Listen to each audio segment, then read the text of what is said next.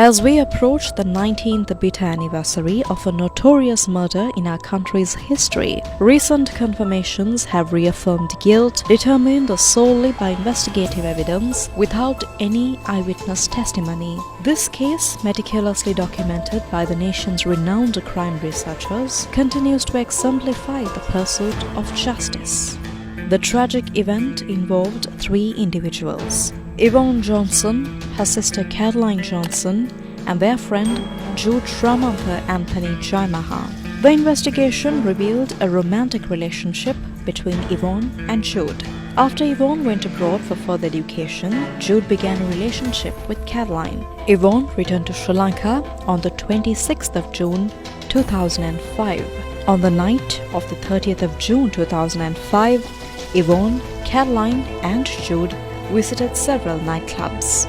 Following an argument between Caroline and Jude, they returned home, but Yvonne continued to a late-night party. The subsequent events were pieced together from circumstantial evidence. Inspector General of Police at the time, Chandra Fernando, assigned the investigation to one of the most decorated detectives, Shani Abesekara, who was a police inspector at the time.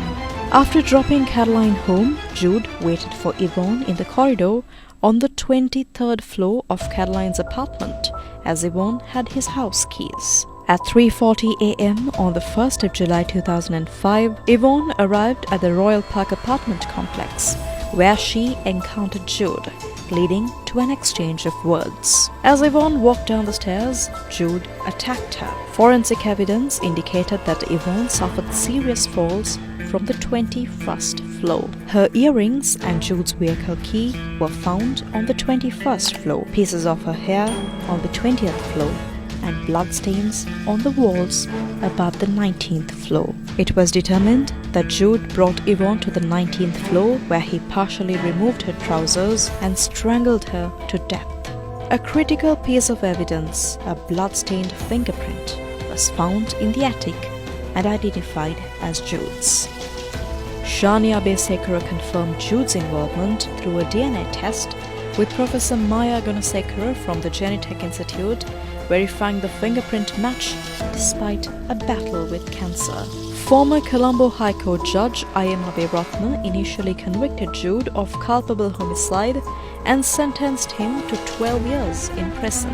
However, Deputy Solicitor General Jayantha Chasuria, now Chief Justice, appealed the sentence, arguing it was insufficient. The Court of Appeal subsequently changed the sentence to a death penalty, marking a historical judicial decision.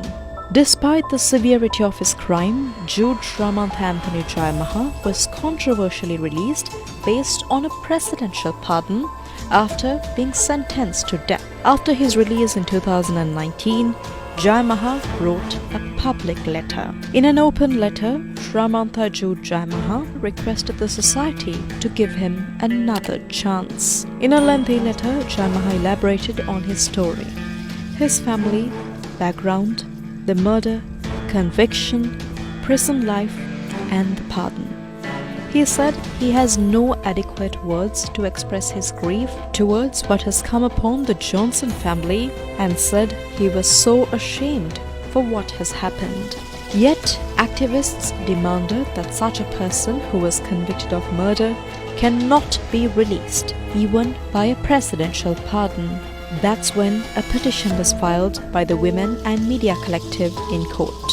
And 5 years later, the Supreme Court ruled that the presidential pardon granted by former President Maithripala Sirisena to Jude Shramantha Anthony Jayemh, who was convicted and sentenced to death for the Royal Park murder, is unconstitutional. The Supreme Court directed the Attorney General to take necessary legal steps with both local and international assistance to bring the accused, who is currently abroad, back to Sri Lanka.